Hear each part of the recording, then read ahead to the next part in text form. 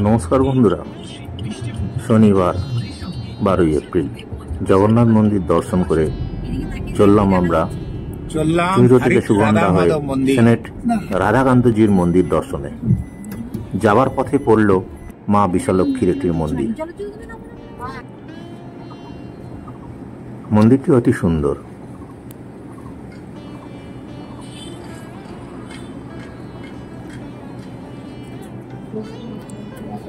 ভেতরে বড় আটচালা রয়েছে। মায়ের মন্দিরটি দর্শন করে আমরা চললাম মালি গোস্বামী পাড়া রাধাকান্তজির মন্দির দর্শন করতে। চললাম সেনেটের পথে রাধাকান্তজির মন্দিরে আসার আরেকটি সহজ উপায় হল চুঁচুড়ো থেকে 16 ও 17 নম্বর বাস ধরে সোজা চলে আসা সেনেট মোড়ে। এখান থেকে টোটো ধরে আর্যপাড়া বারোয়ারি তলা চলে এলে আপনারা এই রাধাকান্তজির মন্দির যাকে জিজ্ঞেস করবেন তারাই দেখিয়ে দেবে। 1407 খ্রিস্টাব্দে নবদ্বীপে চৈতন্যদেব যখন সকালে হরিনাম বেরোতেন, সেই সময় তার এক প্রিয় পার্শ্ব ভক্ত খঞ্জ আচার্য নামে পরিচিত, তার হরিনাম বলে তিনি যখন তার সামনে হরিনাম করছিলেন, তিনি পায়ে ছিলেন একটু খোঁড়া। সেই দেখে প্রভু তাকে জড়িয়ে ধরেছিলেন এবং সেই থেকেই তিনি খঞ্জ আচার্য ভগবান নামে পরিচিত। এখানে এসে দেখলাম এখানে 3 জন প্রভু অধিষ্ঠান করছে। প্রথমজন রাধাকান্তজি, দ্বিতীয়জন রাধা মদন গোপালজি, তৃতীয়জন রাধা বল্লভজি। আরেকজন আছেন গোপীনাথজি, তিনি হারিট্টে বলে যে জায়গাটি আছে সেখানে মন্দিরে অধিষ্ঠান করেন। 3 দেবতাই এখানে 3টে মন্দির পাশাপাশি উনি অধিষ্ঠান করছেন।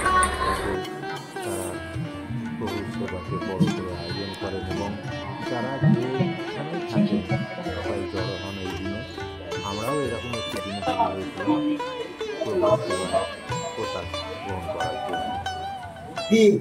এখন ছবিতে যাকে দেখছেন ইনি হলেন রাধা বল্লভজি।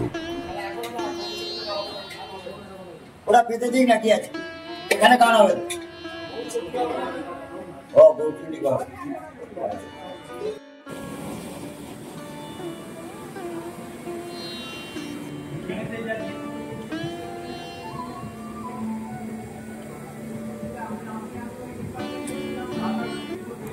খুব সুন্দর প্রসাদ পেলাম আমরা। প্রথমে ভাত, তারপরে শুক্তো, ডাল, আলু পটল, পোলাও, পনির, পায়েস, চাটনি পাঁপড়, পায়েস, রসগোল্লা।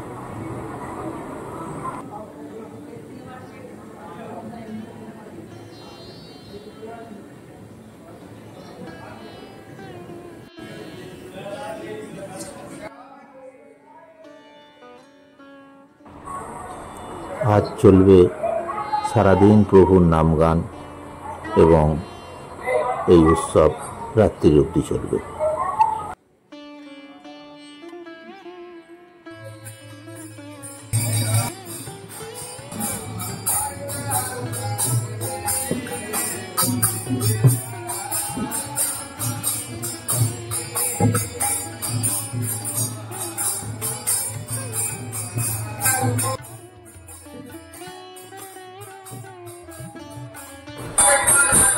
ওনাদেরই বাড়ির গৃহবধূর থেকে শুনলাম খঞ্জ প্রভুর কীভাবে এখানে এলেন এবং রাধাকান্তজি এখানে কিভাবে প্রতিষ্ঠান করছেন। খঞ্জ ভগবান আচার্য, ওনার পত্নী কমলা দেবী।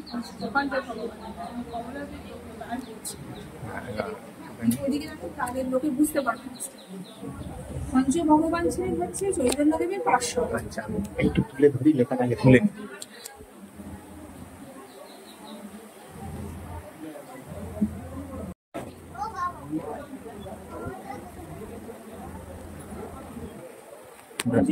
খঞ্জ ভগবান হলেন ছিলেন চৈতন্যদেবের পার্শ্ব। উনি একটু পাটা খোড়া ছিল না, তবু উনি ছুটে ছুটে এলেন এবং চৈতন্যদেব এসে তাকে জড়িয়ে ধরেছেন এবং ভঞ্জ ভগবানের যে পৌত্র সেই মানে মন্দির প্রতিষ্ঠা করেন। ভঞ্জ ভগবানের এই যে কি বলে রঘুনাথ আচার্য দুটো স্ত্রী ছিল। প্রথম স্ত্রী দুটো ছেলে, হ্যাঁ, তার একজনের হচ্ছে পল্লবী চাঁদ আর এক ছেলের হচ্ছে মনে রয়েছে এই মদন গোপাল, আর দ্বিতীয় স্ত্রী হচ্ছে একজনের হচ্ছে রাধাকান্ত আর একটা হচ্ছে হারিটের যে শ্রীকৃষ্ণ সেই হারিটের গোপীনাথ। আগে এখানে গোপীনাথ থাকতো, এবার ওরা পুরো সব ভুলে হারিটে চলে গেল।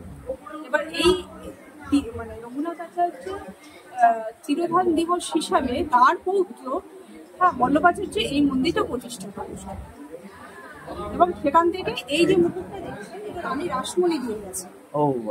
রানী রাসমণি মানে যে নীল মাধব এবং হচ্ছে এই যে লাল মতো যেটা তালিকা দেখছেন এটা হলো শচী দেবীর নিজের বাড়ির বাপের বাড়ির সামনে। এখানে একটা ব্যাপার হচ্ছে এইভাবে চলে এসছেন এবং এখানে হচ্ছে অদ্বৈত আচার্যেরও আমরা এক বংশধর। মানে মামার বাড়ি চৈতন্যদেবের মামার বাড়ি।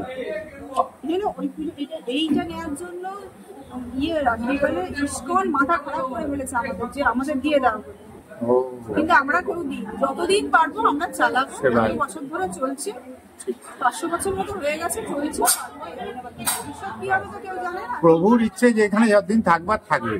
একবার চুরি করতে এসেছিল ঠাকুরকে, মানে এই ঠাকুরকে তুলতে পারিনি, কানটা এরকম খানিকটা জায়গাটা কেটে গেছিল মদন গোপালকে, তুলতে পারিনি। তখন মদন গোপাল এত ভারী হয়ে গেছে তখন তুলতে পারিনি, সেটাকে ক্ষমা চেয়ে চলে গেছে, আমার ভুল হয়ে গেছে। মানে ভেবেছে শচী দেবীর ঠাকুর নিয়ে চলে গেল, কিন্তু পারিনি। পঞ্চম দোল হয়। আপনার নাম? আমার নাম সানিয়া গোস্বামী।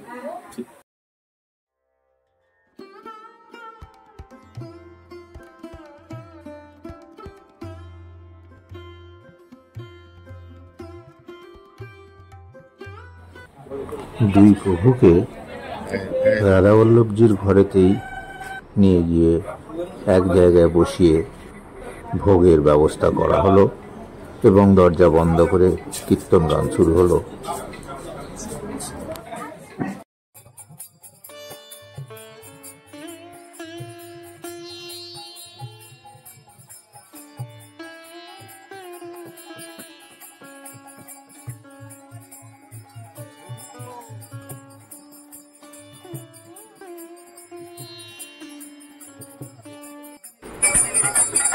আমার এই ভিডিওটি যদি ভালো লাগে লাইক, সাবস্ক্রাইব, শেয়ার করতে যেন ভুলবেন না। নমস্কার।